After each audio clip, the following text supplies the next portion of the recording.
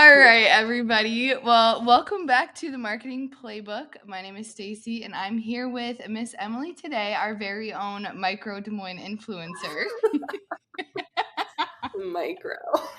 Very demure, Very, very very demure. mindful. But yeah, just start us off. Tell me about yourself. Yeah, so my name's Little Emily intro. Miller. I have been a realtor with C21 since the end of 2021. I'm part of the Hokel real estate team. And um, yeah, I guess I don't know what else to really say about myself. Um, but we're here to talk about marketing and social media We are here and to talk about yeah, marketing. authenticity in your marketing materials. So I'm excited. So, on the note of authenticity, obviously, like, we want to take it back to the very beginning. So, like, baby agent, brand new. And I think it's kind of different, like, growing up around social media like you and I did. It's a little bit more of like an easy jump into it versus having no knowledge whatsoever. Right. But I think doing it in terms of like a business persona instead of just your personal, it's kind of maybe a little bit intimidating. It's just not something that we grew up with. So, what was just like some of your first thoughts that you can remember having, just really jumping into that marketing, introducing yourself as a realtor? Any like fears or anything that you remember going really well, kind of like back in the day? Yeah, so when I first started out, yeah, like you said, like obviously, I'm not that old relatively. Um, so I obviously like I have my own social media presence and doing that. And so but posting for your business is very different. Like when I post for my personal, it's like, oh, I had a life event, I did, weekend away or whatever, like Yep. giving life updates versus with business, you have to be so much more consistent and frequent that I was like, oh, how am I gonna like this is gonna be weird that I'm Mm-hmm. posting so much. And so there was like this moment where I was like, okay, I have, 800 whatever personal Instagram followers. And people are like, well, sometimes you just like transition your normal social media to just start posting about your business. And I was like, oh, don't. I don't I don't know. think that's what I want to do. So started from the bottom at zero. And I didn't even really push it too hard on my like Mm-hmm. personal accounts because I was like, not everyone I know needs to follow me on here. Like, not everyone's local and Yeah. not from here. So I thought it'd be better for a fresh start. But as far as what I was posting initially, um, I'm on a team, like I mentioned, and when I started, at least we had a couple weekly posts that were like static posts that we could just copy, paste, at least have something to post every week. It was usually like a market Right. update or like a one-page informational thing.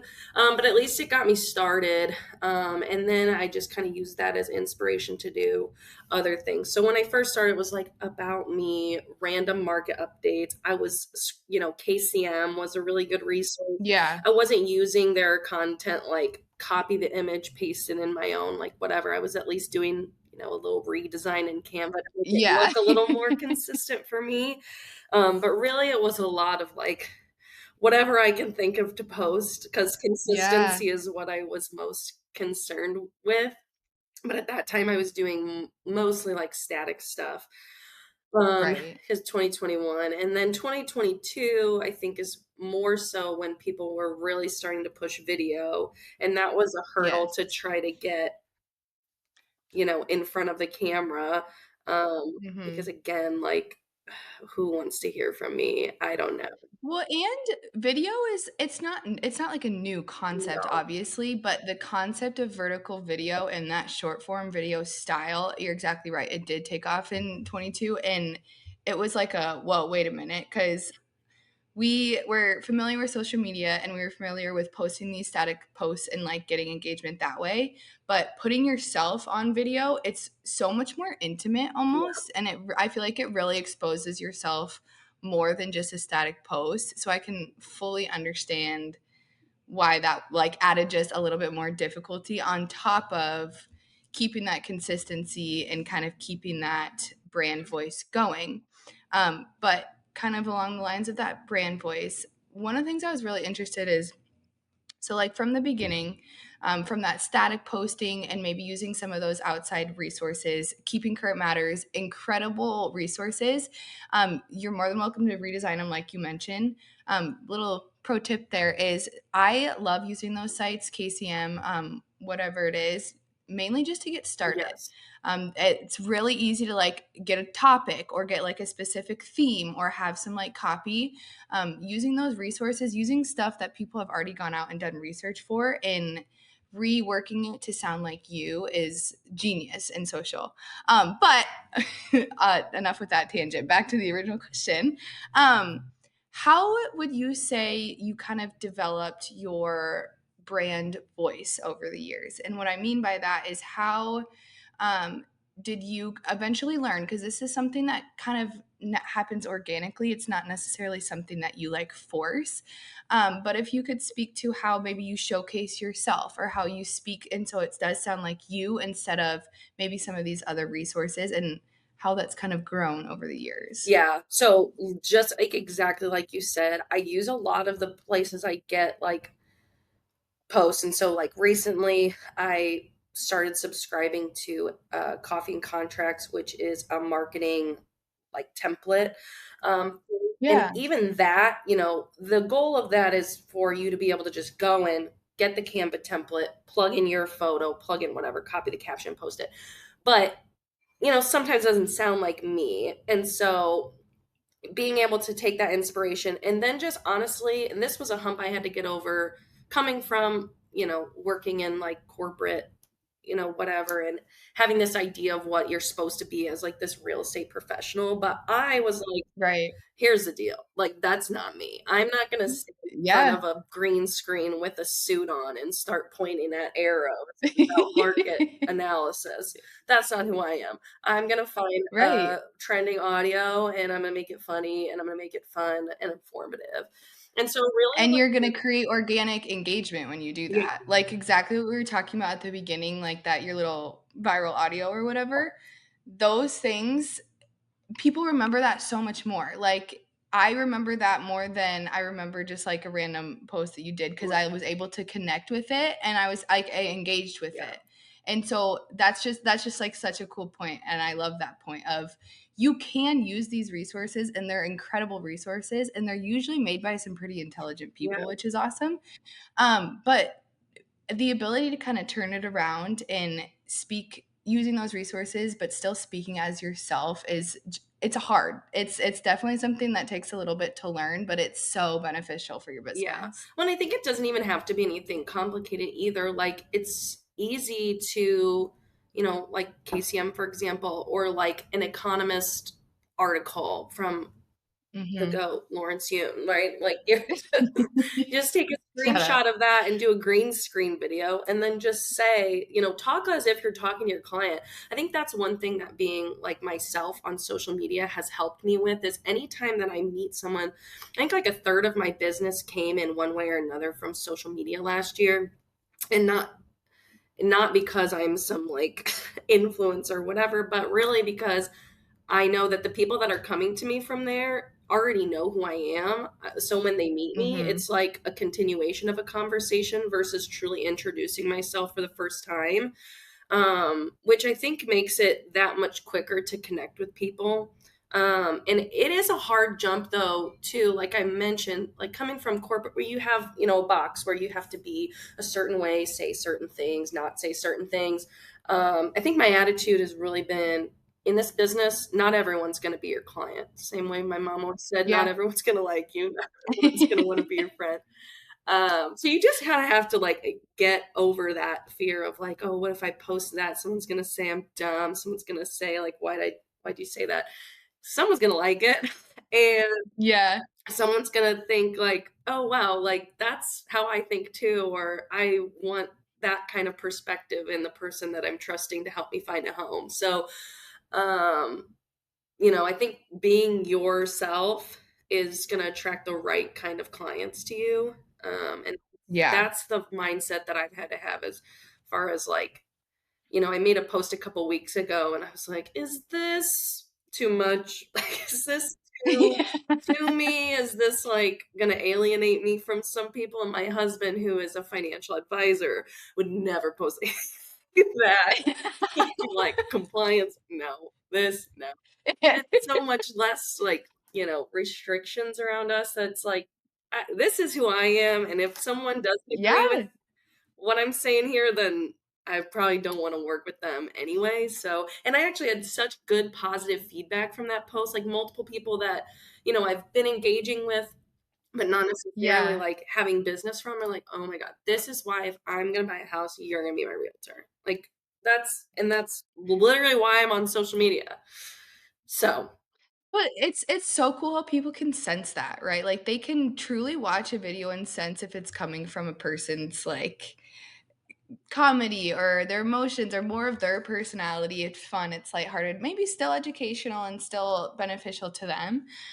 Yeah, that's just it's really cool seeing that actually come to life and be able to truly see that in terms of just engagement and people reaching out. And it's always like the nerves before posting something that's a little bit more out there. It's like it's not that deep, but I feel yeah. it. It's like the heart is And going. it's the practice too. It's like the first few times that I put like it took me like hours to post a like 10-second video because I kept like Oh my gosh, redoing the yeah. audio dub or redoing the captions or like whatever. I looked my hair was out and then Making, like, the tiniest edits that no one's gonna no one's gonna notice. notice. And then you get to the point where you're like, here, I just recorded a like whole minute video in one take because now I don't care that much and I'll rewatch it Yeah. twice because anxiety and then I'll just be like, I'm not gonna redo it. So, kind of on that topic, how I'm sure you don't have, like, exact numbers, but how much of your content, so whether it's video, posting, stories, how much of that is, like, more organic on the spot directly from you, and how much of it is more like, "Okay, I'm gonna sit down and I'm gonna plan this out?" Well, anymore, I've been a little, admittedly, more inconsistent, which is part of why I recently did start the copying contracts again, so I can get that like Mhm. inspiration. I would say it's kind of like 50-50. Like if I come across an audio that I'm like, it's mostly I'd say my reels are more on the spot, you Right. know, organic Following the inspiration. trends and sounds Following the and yeah. trends or making like recent commentary. It's just easier to just like screenshot something or like if I see a good listing, like do a little screen recording and talk about it. But the my carousel posts I'd say are more like, okay, I'm gonna sit down and plan a couple posts for next week so that if I don't get inspired to do a reel, I at least have something that I can post. Um, so And I'm sure that's probably been really beneficial with the consistency theme. And you've kind of mentioned that a few times throughout this podcast, but the consistency, it's important getting started. It's important pretty much throughout your entire business journey if you're utilizing social media for yeah, marketing. Um, but the scheduling and I I think there's like a theme kind of showing up here is like you scheduling out those content, having those maybe more educational static posts, having that scheduled to go out almost like lifts the weight off of yes, you to create other content, and it almost gives you the freedom to be more creative and a little bit more fun, more you, some of that more like cultural stuff I would call right. it. So that's would you say that, would you agree with that, would you disagree? Yeah, no, I totally agree. I think when I first started, I was not as good at like, okay, I know I need to post, for at least 3 times a week is kind of like my goal when I'm in Mhm. my groove. Ideally, I'd post like 5 times a week or something, but Mhm. I'm, realistically, I can do three Who has or I time? can do three. But if I at least know that like I've planned out 2 of them and they will post no matter, like, what. Yes. Um, then yeah, like, if I see something else that I'm like, "Oh, I can post that," then it's like cherry on top, and I don't feel pressured to make sure I do it, which Right. is pros and cons, but like you said, it does free up Yeah. me, like, mentally to be like, "Okay, like, I already have 2 of them done. Now I just at some point this week have to come up with 1 reel to do." Yes, yes, and then we'll be Yeah. good. Would you say, using, like, outsourcing some of that marketing content, would you say that you've noticed that helping efficiency wise, and maybe have you noticed that freeing you up to focus on Yeah. selling Uh, or like more of your business? yeah, I would say it definitely takes the pressure off of like when I was trying to do it all myself, I was like, okay, I have to first come up with like all these ideas. So I have to like be scrolling social media. What are other people posting? Which is a great place to get inspiration. Like, rip off other people. We're all doing it. They got it from somebody else. I mean, don't like word for word, like copy somebody's video, but like if someone else is talking about a topic, how can I talk about that topic? Like Right. doing that is way easier. And so like outsourcing again, like same idea from these templates that I can get. I think the one I got, I'm on it. We started a team plan actually. Like coincidentally, Jamie and I were trying out coffee and contracts at the same time. I'm like, there's a team plan. So if you want to do this, can we cost share? So it's like $35 a month, which to me is worth my mental toil to have to come up with every Yeah. post that I make. Like Well, it's it's it's so hours much of more time. effort than people think. It Yes, it's hours of absolutely. time even for Scrolling an easy and post, like and, you can use tools too, like ChatGPT. I use ChatGPT in conjunction with this, so like I said, I'll take the template, change it up to, right. like, make it more, me or, like, market specific. Like, some of the templates they do, I'd say, are geared toward larger markets, and so it's like, it doesn't really fit, but it's at least a starting place where I can be like, "Okay, but how can I Yeah. make this content for Des Moines?" And, like, it still takes time to do that, but not as much time as me coming up with the idea, making the Yeah. template, or, like, all this stuff. And then for the caption, again, if it's, like, doesn't fit me, I use ChatGPT for a lot of things because I Mhm. am sometimes a blunt communicator, and so I will go in there and be like, "This is what I wanna say. Please make it Make it make it nicer. nice, make it organized, get me right." And so it's gotten to the point where ChatGPT knows what I talk like, and I've Yeah. fed it some, in the past, I've had it help me make captions and stuff, so it knows. And I'll put Yeah. in like, if it helps me, I'll be like, "Okay, this is what I ended up putting in my caption," so that it's kind of learned like what I actually like and say. And so I'll be like, "Here's the caption, change it to be more me," and then Yeah.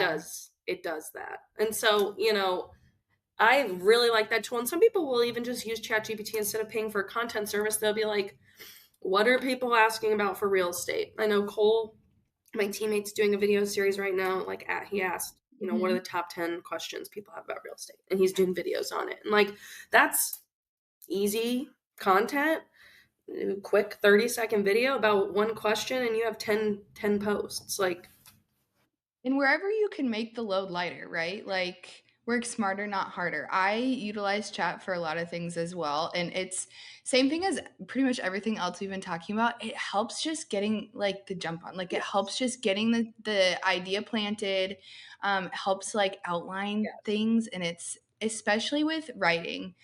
Personally, like writing something that I need to work on.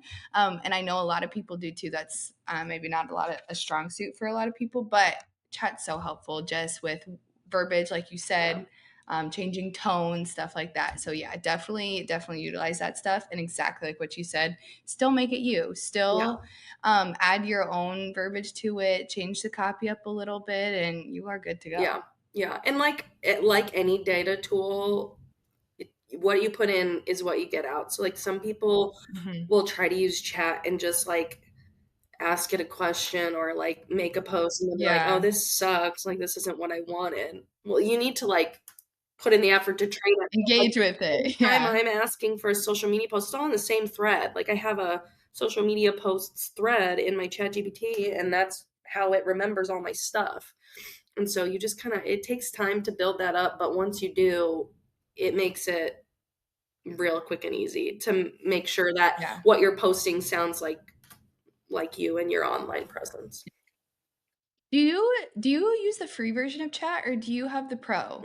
I don't think I don't think I pay for it, so I think I just use Well, the free version is incredible. I'm pretty sure we use the pro version, I mhm, think, and I know that one like the I don't even know the language of it, but it learns you. Like it really focuses on how you type and how you speak, and I don't understand it, but I think it's so I cool, and it's just so cool to see how much it yeah, grows. I'm pretty sure I use a free version, but I don't pay for it, so if someone else is paying for it, that's Did you see that trend? I mainly saw it going around like my photographer feeds, but it was you would put your like the URL to your social media into chat and tell it like, "Hey, Oh, tell me what you think of ghosting. my feed or tell me like what vibes you get based off this." I think that would be such a cool tool to use to start identifying like your Yeah, brand and your brand voice. Like just asking AI, "Hey, if you were a stranger and you came across this, like what would you think about me?" yeah. I think that's just like I haven't tried it, but that Okay, just maybe this is reminded how I me of know I that. So I think that'd be have so the free cool. version because I think I did try to do that, and it was like, chat can't read your Instagram." And I was like, "Oh, Actually, chat can't chat follow those chat URLs. doesn't want Sorry. that. Chat can't ingest that information." But yeah, I think that is but even if you don't do that, like, if you're just starting and so you don't have a presence yet, you can literally use ChatGPT to, like, "Hey, I am about to start working on social media for my business. Yes. Here is what my business is. Here is a little bit about me. I'm this age. This is kind of my vibe. Like I'm very casual. I like to make jokes. Like I want to do this. Um, ask me questions to help me build my brand or whatever. And like then you answering those will help it on its Yes. own. Yes. And then you can just I start. love yes. Sorry, not to interrupt you. I love coming at it from that point of view because I feel like a lot of people go into chat and it's like, help me build my brand Yeah. versus I'm Stacy. I enjoy doing this, this, and this. This is a little bit about me. Ask me those questions. Engage my mind. Make me think about it. Because then, again, it comes from you. You're still utilizing chat. It's still helping you. It's making it a little bit easier. But you're still the Yeah. brain behind it. And I love the way you explained that. That was really cool. Yeah. Um, all right, I think it's about time to start wrapping up here. But I have like one Okay. question. If you could tell very beginning Emily, year one Emily, any marketing tips or any words of wisdom, what do you think you would share with her? I think I would start doing local content sooner. And like by local Hmm. content, I mean non necessarily real estate related content sooner. I think that is when I really started taking off. I mean, not that I have like an enormous following, but that's when I think I started He's gaining a viral. lot of local followers that weren't Yeah. necessarily like people who need to buy houses right now. But again, it's that Right. idea that you bring them in, show them who you are, and then when you're ready, when they are ready, you're the person they think of. I mean, that's why I originally started using social media because I know that's how I keep in touch with people in my life. And so that's kind of how I use it. I'm always in people's stories, like replying to stories and things. And a lot of those people that I engage with they're local and they came to me because of like a post that had nothing to do with real estate. It's either like Right. I did a couple Des Moines girl guides for neighborhoods. So not necessarily about real estate, but more just about Des Moines, highlighting restaurants, highlighting like different activities and things. I mean, that's what people find interesting. And then you just sprinkle in Yeah. the real estate stuff so they know you're a realtor. So that's really and I think that's where I show up most authentically is when I'm like doing stuff I like. Yeah. And so, obviously I'm gonna market my listings and talk about, buyer education and things like that too. But like I said, showing people who you are is, I think, one of the most important reasons that I have social media. So I would want to start doing Absolutely. that And you sooner. do an incredible job of it. It's very obvious going to your socials. But Emily Miller, everybody, thank you so much for chatting today. This was super fun. If any of our listeners wanted to find you on social, where should they go? Emily Miller Realtor underscore DSM. That's me. On Instagram. Instagram is where I post the most, and then Facebook too. But I'm most active on Instagram. So I love that for you. thanks, Stacey. Alrighty. Well, yeah, thank you so much.